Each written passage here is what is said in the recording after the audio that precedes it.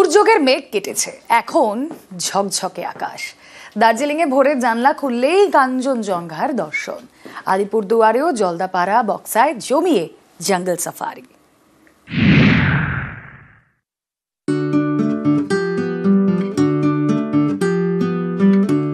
ভোরে পরিষ্কার আকাশ, সূর্য উঠতেই ঝলমলে কাঞ্চনজঙ্ঘা। কয়েকদিন আগেই ছবিটা ছিল অন্যরকম। গত 4 অক্টোবর শনিবার নাগারে বৃষ্টি, বিপর্যস্ত হয়ে পড়ে পাহাড়। কোথাও ধস নেমে রাস্তা বন্ধ, কোথাও নদীর স্রোতে ক্ষতিগ্রস্ত রিসর্ট, হোমস্টে।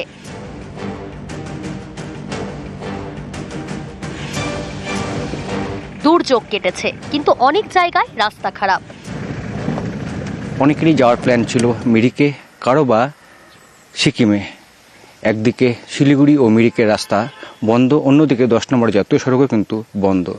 আর তাই উপচে পড়া ভিড় শৈলরানী দার্জিলিংয়ে। ছন্দে দার্জিলিং, বিভিন্ন ভিউ পয়েন্টে ভিড়। সূর্য উঠতেই মোহময়ী কাঞ্চনজঙ্ঘা।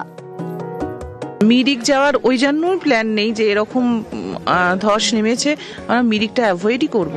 তবে আসবার সময় তেমন কোনো সমস্যা আমরা পাইনি। এইবারে আমি দারুণ উপভোগ করছি এবং এখানকার ওয়েদারটা ভীষণ ভালো, ক্লিয়ার। আমি কাঞ্চনজঙ্ঘা এবারে ফার্স্ট টাইম দেখতে পেলাম। আলিপুরদুয়ারের জলদাপাড়া এবং বক্সা টাইগার রিজার্ভ। দুর্যোগ কাটতেই এখানে জঙ্গল সাফারি জমজমাট। জলদাপাড়ায় চিলাপাতা, কোদাল বস্তি এবং শালকুমার, এই সব জায়গায় পর্যটকদের ভিড়। বন্যা পরিস্থিতির পরে সাফারি আজকে প্রথম খুলেছে, তো এক্সাইটেড ছিলাম। অনেক কিছু দেখা গেছে ভিতরে, বাট আরও বেশি এক্সপেক্ট আমরা করতে পারবো আগামী দিনে। যেই জায়গাটা ক্ষতিগ্রস্ত হয়েছে, আশা করি কদিনের মধ্যে ওটা আবার ফুলফিল হয়ে যাবে। বেসিক্যালি যেটা অভয়ারণ্য যেটা বলে। বক্সা টাইগার রিজার্ভেও জঙ্গল সাফারি শুরু হয়েছে। দার্জিলিং থেকে ক্যামেরায় অলোক কুমারদের সঙ্গে পার্থপ্রতিম সরকার এবং আলিপুরদুয়ার থেকে রাজকুমার কর্মকার, নিউজ 18 বাংলা।